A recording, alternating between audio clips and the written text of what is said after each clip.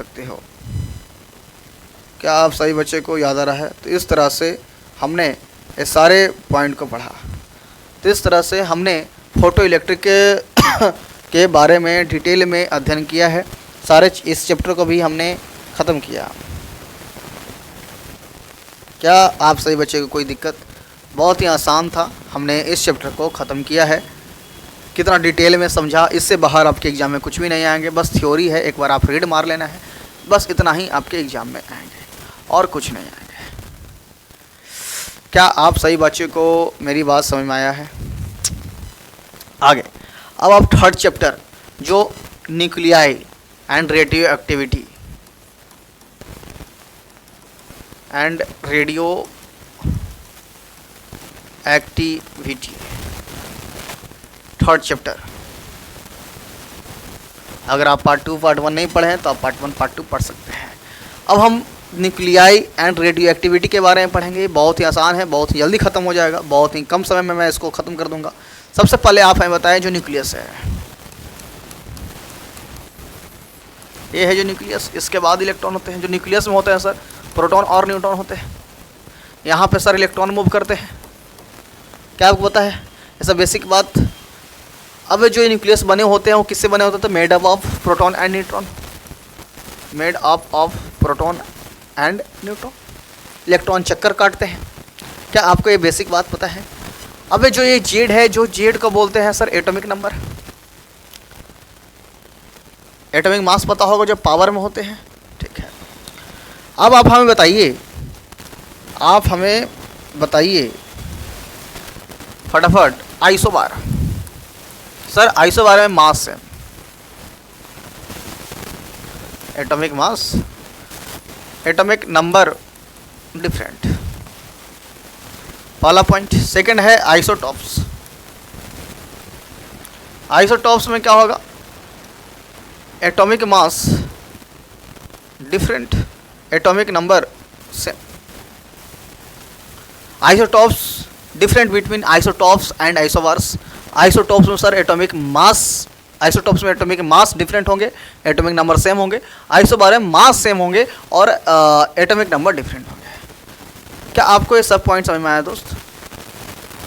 आगे थर्ड है हमारा पार्ट कि आइसोटोन्स क्या होता है। इसमें सर हमारा न्यूट्रॉन सेम होगा। क्या होगा? न्यूट्रॉन सेम होगा, बट जेड डिफरेंट। तो इस तरह से हमने पढ़ा आइसोबार्स, आइसोटॉप्स और आइसोटोन्स के बारे में।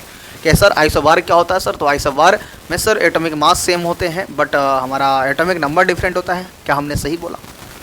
Isobar same number of atomic mass है, एटॉमिक नंबर डिफरेंट।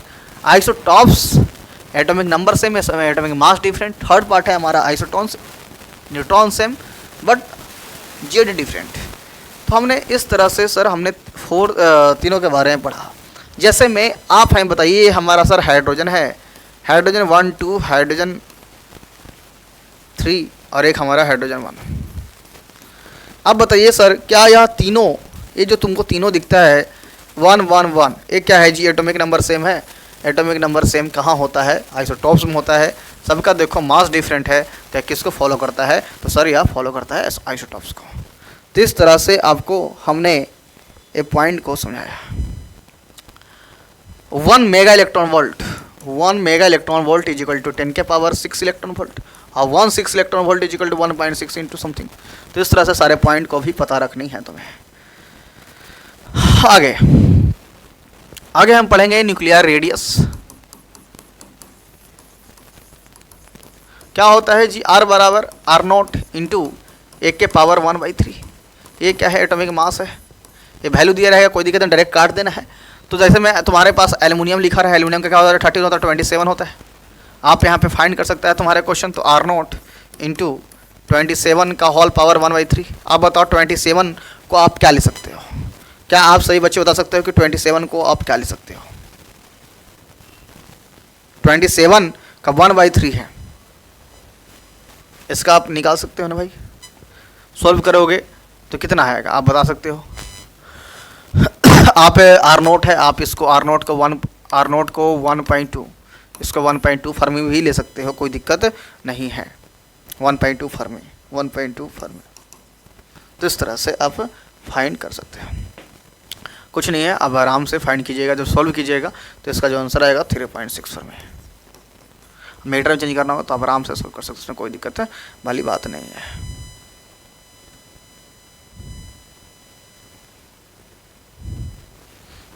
आगे अब जो न्यूक्लियस का जो डेंसिटी होता है ना यार, डेंसिटी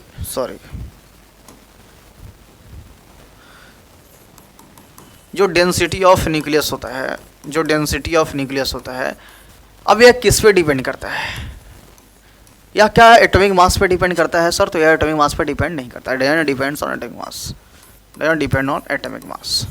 यह एटॉमिक मास पे डिपेंड नहीं करता है। All nuclei have same density, सारे है ना, all nuclei have same density, सबका क्या होता है भाई ये आप लिख सकते हो इंडिपेंडेंट, यहाँ पे इंडिपेंडेंट ऑफ है ऑल न्यूक्लियाई सेम डेंसिटी।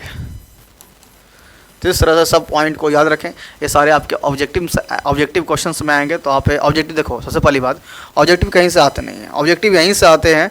आपको आप सही से डिटेल में पढ़े नहीं होते इसलिए तुम्हें हार्ड लगता है, ठीक है ना। तो ऑब्जेक्टिव यहीं से आते हैं। अगर तुम सही से डिटेल में सारे क्वेश्चंस को सॉल्व करते हो तो ऑटोमेटिक सारे क्वेश्चंस बन जाते हैं, ठीक है दोस्त। पॉइंट समझ में आया? अब तुम्हें सॉल्व करके दिखा दें इंडिपेंडेंट ऑफ ए, आइए आपको हम प्रूफ भी करके दिखाते हैं। देखो अब तो डेंसिटी वाला फॉर्मूला क्या होता है दोस्त? Mass by volume. अब मास वॉल्यूम क्या होता है? 4/3 पाई आर क्यू। अब बताओ मास है 4/3 पाई, आर को क्या ले सकेगा? Or not into 1⁻⁴। क्या आप ऐसे लिख सकते हो? नहीं। अब ये जो 1⁻⁴ है इसको यहाँ से हटाएगा, इसको लिख सकते हैं। अब बताओ क्या करेंगे? अब इसको अगर हटाना है तो क्या करेंगे दोस्त? यहाँ पे हम Q से मल्टीप्लाई करेंगे, है ना, उतना ही डिवाइड करेंगे। तो इस तरह से आप यहाँ से तो क्या आ जाएगा? यहाँ से MA आ जाएगा, R0 का Q आ जाएगा, यहाँ पे A आ जाएगा, A से कैंसिल हो जाएगा। तो यहाँ पे हो गया इंडिपेंडेंट ऑफ A। तो इस तरह से आप फाइंड कर सकते हो डेंसिटी डजंट डिपेंड ऑन। अब आगे बताइए, जो न्यूक्लियर जो फोर्स होता है उसके जो बीच में जो उतना स्ट्रॉन्ग क्यों होता है? जो न्यूक्लियर फोर्स है, जो न्यूक्लियर फोर्स है इसके बीच में जो प्रोटॉन और न्यूट्रॉन होते हैं बहुत ही स्ट्रांगली बॉन्डेड होते हैं, बहुत ही ज़्यादा स्ट्रांगली बॉन्डेड होते हैं। कारण है स्ट्रांगली बॉन्डेड क्यों होता है भाई? जो प्रोटॉन और न्यूट्रॉन होते हैं न्यूक्लियर के अंदर बांधे हुए होते हैं, है ना। क्यों होते हैं स्ट्रांगली बॉन्डेड या अट्रैक्टिव फोर्सेस? कारण है कि sir reason short range force होता है। दोनों के बीच में जो गैप होता है बहुत ही कम होता है, बात सही है। जिसके बीच में गैप कम होगा तो क्या होगा? अपने में एक दूसरे को बांध के रखता है। दोनों का जो डिस्टेंस होता है जो 10⁻10 फर्मी होता है। जो शॉर्ट रेंज होता है डिस्टेंस कितना होता है भाई? 10 फर्मी। डिस्टेंस कितना होता है? बट ये नेग्लिजिबल है। ये क्या है? नेग्लिजिबल, ठीक है। तो इस तरह से हम न्यूक्लियर फोर्स के बारे में इस पॉइंट को समझे। क्या आपको यह पॉइंट समझ में आया? आप हमें बता सकते हैं सबसे ज़्यादा कौन सा फोर्स होता है? Nuclear force, coulomb force, gravitational force. ये आप ऑब्जेक्टिव के लिए याद रखें। सबसे वाला न्यूक्लियर फोर्स, कूलम्ब फोर्स, उसके बाद ग्रेविटेशनल फोर्स। तो आप ऑब्जेक्टिव याद रख सकते हैं। तो आप ऑब्जेक्टिव आप इस पॉइंट को याद रखें। अब जो न्यूक्लियर फोर्स कहाँ कहाँ लगता है? न्यूक्लियर फोर्स किसके किसके बीच में लगता है? तो सर जो न्यूक्लियर फोर्स है प्रोटॉन प्रोटॉन के बीच में, न्यूट्रॉन न्यूट्रॉन के बीच में, प्रोटॉन और न्यूट्रॉन के बीच में। तो ये पॉइंट को आप याद रखें कि न्यूक्लियर फोर्स कहाँ कहाँ लगता है। तो प्रोटॉन प्रोटॉन, न्यूट्रॉन न्यूट्रॉन और प्रोटॉन न्यूट्रॉन के बीच में लगता है। तो इस तरह से आप याद रखते हैं। अब आप बता सकते हैं जिस प्रकार कूलम्ब फोर्स ग्रेविटेशनल फोर्स का मैथमेटिकल होता है उस तरह न्यूक्लियर फोर्स नहीं होता है। जिस तरह से कूलम्ब फोर्स ग्रेविटेशनल फोर्स इसका क्या होता है भाई? मैथमेटिकल होता है, मैथमेटिकल। बट न्यूक्लियर फोर्स का मैथमेटिकल नहीं होता है। इसके लिए मैथमेटिकल होता है, बट इसके लिए मैथमेटिकल्स फॉर्म नहीं फॉर्म करता है। क्या आपको यह पॉइंट समझ में आया दोस्त? तो आप इस तरह से आप इस सारे पॉइंट को याद रख सकते हो। अब जो इसके बीच में जो बाइंडिंग एनर्जी जो होता है उसका रेंज क्या है, तो 30 से 170, 170 बाइंडिंग एनर्जी इसका होता है 13 एंगस्ट्रॉम, 30 से 170 के बीच में। तो इस तरह से आप याद रख सकते हो। फोर्स का फॉर्मूला पता होगा, सॉरी, फोर्स का formula minus dy/dr, potential force में रिलेशन। तो आप इस तरह से आप यहाँ से फाइंड कर सकते हो कब क्या बड़ा होगा, कब रिपल्सिव होगा, कब अट्रैक्टिव होगा, तो आप यहाँ से देख सकते हो।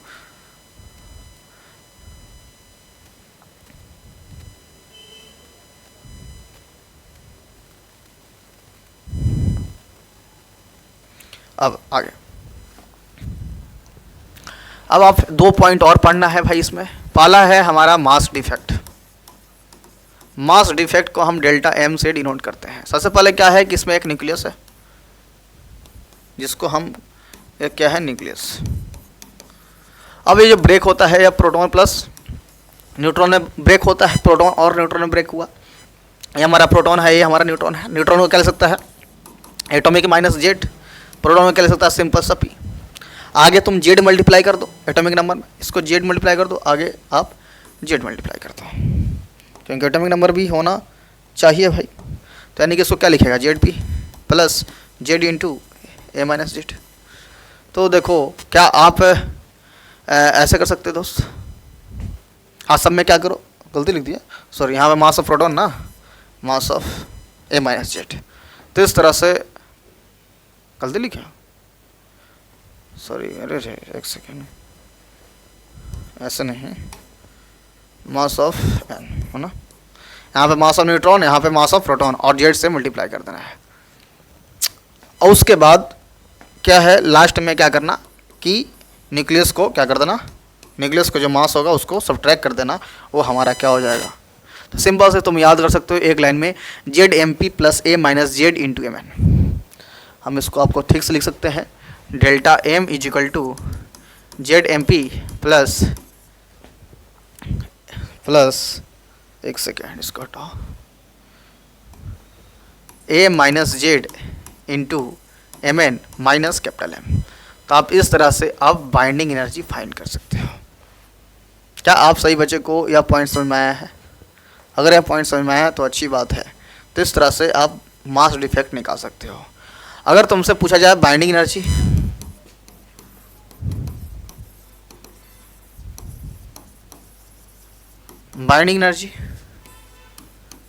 कुछ नहीं करना है दोस्त, कि जो डेल्टा एम तुम्हारा आया है उसमें सी स्क्वायर मल्टीप्लाई कर देना, बस खत्म कहानी। इस तरह से आप तुम बाइंडिंग एनर्जी भी फाइंड कर सकते हो।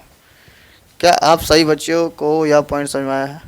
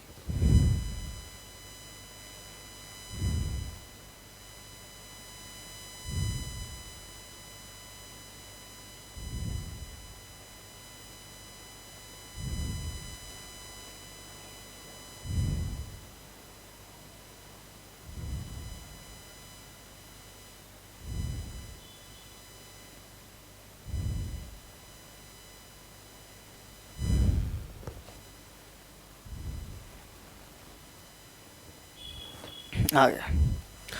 वेरी वेरी इंपॉर्टेंट जो ग्राफ है बाइंडिंग एनर्जी पर न्यूक्लियॉन का, जो बहुत ही ग्राफ है, और एटॉमिक मास का जो ग्राफ है बहुत ही ज़्यादा इंपॉर्टेंट है दोस्त, आपको इसको पढ़ना है, ठीक है ना। सॉरी, सही से बना लेना है, देख लेना है ना। तो इस तरह से आप जो हमारा रेंज है वो 30 से लेकर 170 के बीच में है, ठीक है ना। अब फ्यूजन और फिजन क्या होता है, फ्यूजन क्या होता है, फिजन बहुत ही ज़्यादा इंपॉर्टेंट है। अब आप एक ग्राफ याद रखना है, उसके बाद हम पढ़ेंगे फ्यूजन और फिजन के बारे में। फ्यूजन क्या होता है कि छोटे छोटे मिलके बड़ा बनता है, और ये बड़ा ब्रेक होता है छोटे छोटे में। तो यह डिफरेंस है फ्यूजन और फ्यूजन में। क्या आपको यह पहले समझ में आया है? फ्यूजन किसे कहते हैं, फ्यूजन किसे कहते हैं, आपका बेसिक क्वेश्चंस आपको समझ में आया होगा। फ्यूजन क्या होता है कि छोटे न्यूक्लियस, फ्यूजन छोटे न्यूक्लियस आपस में क्या करते हैं, ऐड करते हैं ना, और एक बड़े न्यूक्लियस ब्रेक होते हैं छोटे छोटे पार्ट में, उसको बोलते हैं फ्यूजन। तो difference between fusion and fission, fusion sir बड़े पार्टिकल जो न्यूक्लियस होते हैं वो छोटे छोटे पार्ट में डिस्ट्रीब्यूट होते हैं, जबकि सर फ्यूजन होते हैं वो छोटे छोटे न्यूक्लियस बड़े पार्टिकल में बनते हैं। तो यह डिफरेंस आप याद कर सकते हो। क्या आपको यह पॉइंट समझ आया? प्रोटॉन 5 हाइड्रोजन, इसका सर बाइंडिंग एनर्जी 0 होता है, या प्रोटॉन भी 0 होता है, सिंपल सी बात है। प्रोटॉन इसका सर बाइंडिंग एनर्जी क्या होता है, 0। हाइड्रोजन का क्या होता है, 0। इसका सर न्यूट्रॉन क्या हो जाएगा, न्यूट्रॉन भी इसका 0 हो जाएगा, 1 - 1 0। तो इस तरह से तुम ऑब्जेक्टिव यहाँ से याद कर सकते हो। उसको शायद आपके एग्जाम में रेडियो एक्टिविटी कट चुका है, पढ़ लेना है, ऐसा तो कुछ है नहीं, ऐसा तो कुछ है नहीं, कटा हुआ है, लेकिन देख लो, अपना पढ़ लेना। A0 × e⁻ λt, same process ए एक्टिविटी, ये सब डिक के सब पढ़ लेना। क्या पढ़ा है यार, हाफ लाइफ 0.693 ये सब बेसिक है, यहाँ वो नहीं रहेगा, और देख लेना है ना। तो इस तरह से हमने न्यूक्लियाई पढ़ा, न्यूक्लियाई रेडियो एक्टिव पढ़ा। अब हम पढ़ेंगे 4th part, alpha particle, beta particle, gamma particle, सब पढ़ लीजिएगा है ना घर पे।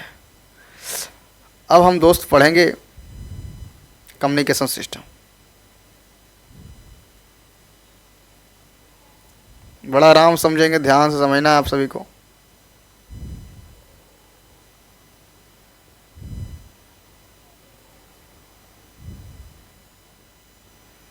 हम पढ़ेंगे semiconductor device, 4th part.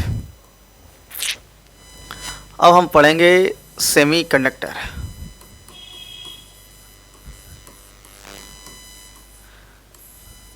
Theory related है भाई, अगर तुम्हारा कंसेप्ट क्लियर है तो यह चैप्टर बहुत ही इकदार है आपके लिए।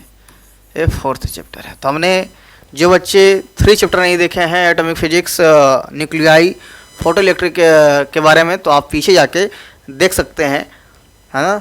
और जो बच्चे ये देख रहे हैं तो आप यहाँ बात कर सकते हैं, बड़ा आराम है। आप सही से पॉइंट को समझ के पढ़ें। आप हमें बताइए, जो ये सेमीकंडक्टर में जो एनर्जी बैंड स्ट्रक्चर जो होता है वो कैसे चेंज होता है? जो सेमीकंडक्टर में जो एनर्जी बैंड जो स्ट्रक्चर होता है वो कैसे चेंज होता है? चेंज कैसे होता है? तो सर यह डॉपिंग करने से चेंज होता है। डॉपिंग करने से क्या होता है? एनर्जी बैंड स्ट्रक्चर चेंज होता है।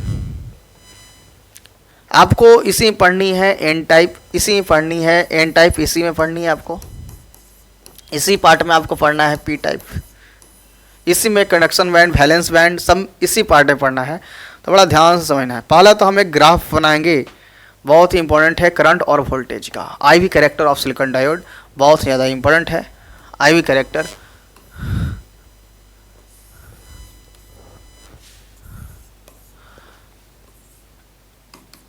IV silicon dioxide. ठीक है, बहुत ही ज़्यादा इंपॉर्टेंट ग्राफ है, एकदम ध्यान से पढ़ना है।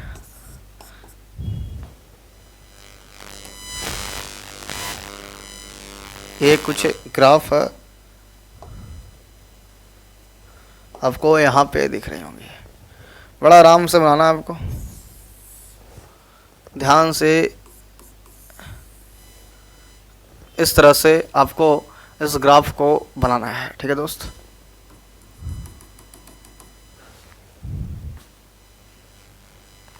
अब ये ग्राफ आपको एकदम ठीक से बुक से देख के बनाना है, बस आपको हमने थोड़ा सा बता दिया है। आगे जो मोबिलिटी ऑफ इलेक्ट्रॉन होते हैं वो 4 इंटू मोबिलिटी ऑफ हाइड्रोजन होते हैं, ये आपके ऑब्जेक्टिव्स में आएंगे। ठीक है ना, अब जो मोबिलिटी होता है वो क्या होता है सर, डिफ्यूजिविटी और एनर्जी का डिवाइड होता है, तो VD इज इक्वल टू लिख सकते हैं म्यू इंटू ई। तो इस तरह से आप यह पॉइंट को याद कर सकते हैं। इधर हमारा सर रिवर्स बायस होता है, इधर हमारा सर फॉरवर्ड बायस होता है। सिंपल सी बात है, ऐसे तुमको दिखता होगा फॉरवर्ड मतलब बढ़ना, रिवर्स मतलब घटना, सिंपल सी आप यहाँ से देख सकते हो। तो इस तरह से आप पॉइंट को याद रखें। जो रिवर्स बायस है, जो रिवर्स बायस है, ये जो रिवर्स बायस है इसमें सर रेसिस्टेंस क्या होता है, कम, लो। जो फॉरवर्ड बायस होता है इसमें रेसिस्टेंस क्या होता है, हाई। तो आपको रिवर्स बायस में रेसिस्टेंस लो होता है, गलती बोल दी यार, फॉरवर्ड उल्टा बोल दिया, सॉरी।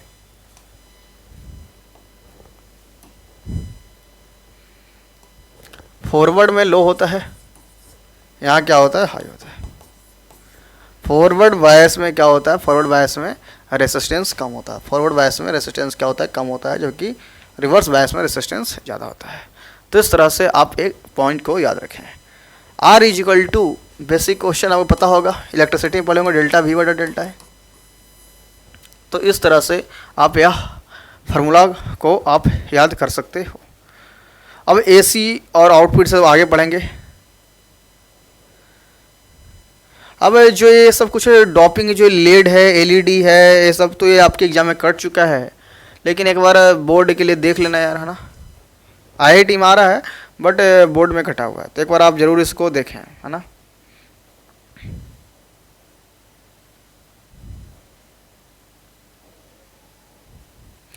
सबसे पहले तुम्हारे पास ऑब्जेक्टिव आएंगे, कौन कौन रिवर्स बायस है, कौन कौन फॉरवर्ड बायस है और कौन कौन अनबायस है।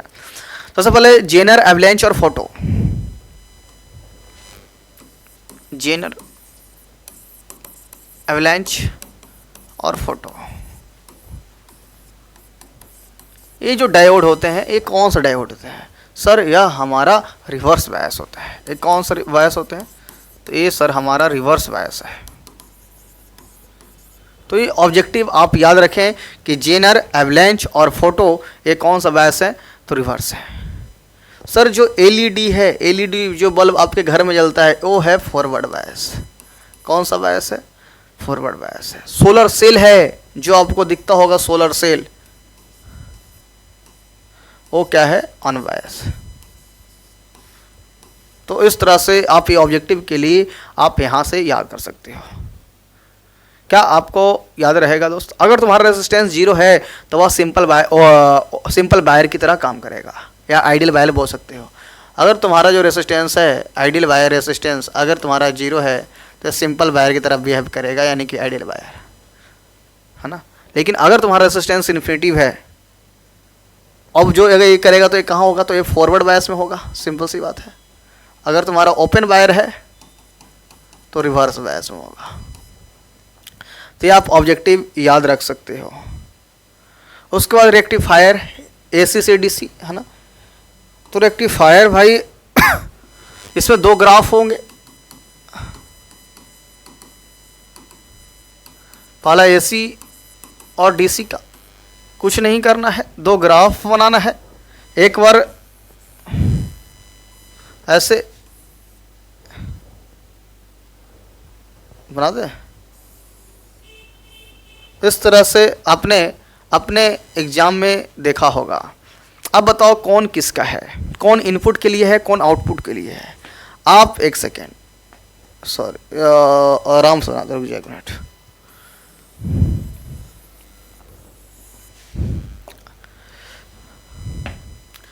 दो तरह के होते हैं रेक्टिफायर, पहला होता है हाफ वेव रेक्टिफायर, दूसरा है हमारा फुल वेव रेक्टिफायर।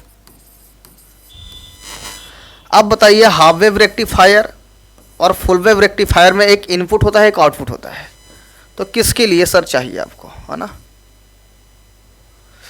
तो आपको किसके लिए चाहिए आप हमें बताइए। एक ऐसा ऐसा, जबकि फुल वेव की बात आए जाए तो ये सब ऊपर वाला जो है ना, ये इनपुट के लिए है और यह आउटपुट के लिए है।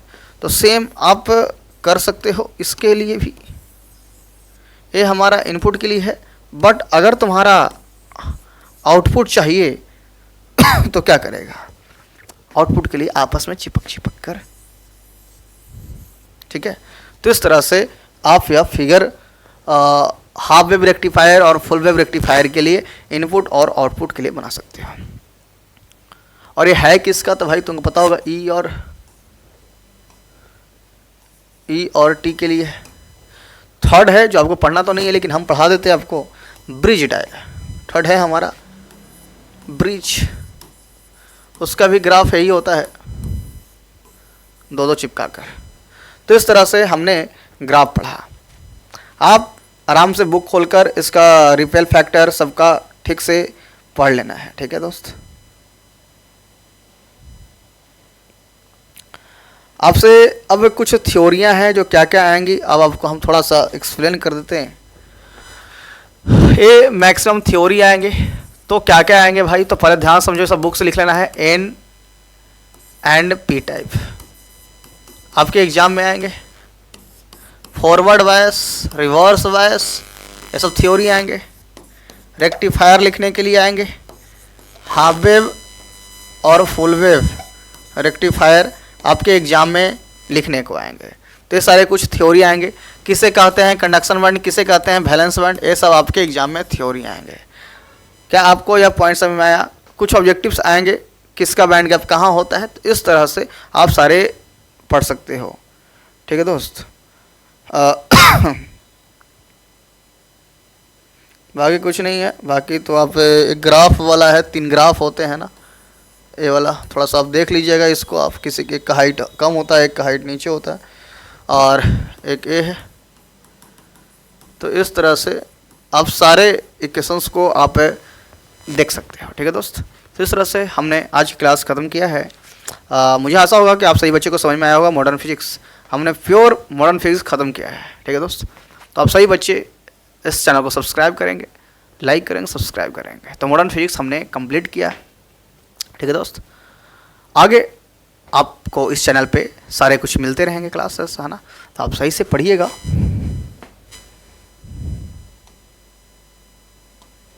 Thank you.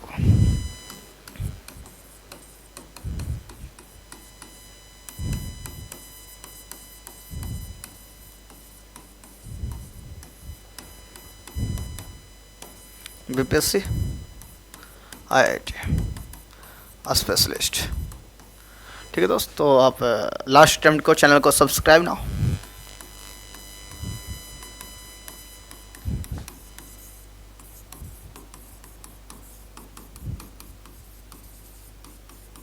Offline centre Bihar Jehanabad. तो आप इस तरह से आप कर सकते हैं। चलिए मिलते हैं नेक्स्ट क्लास में।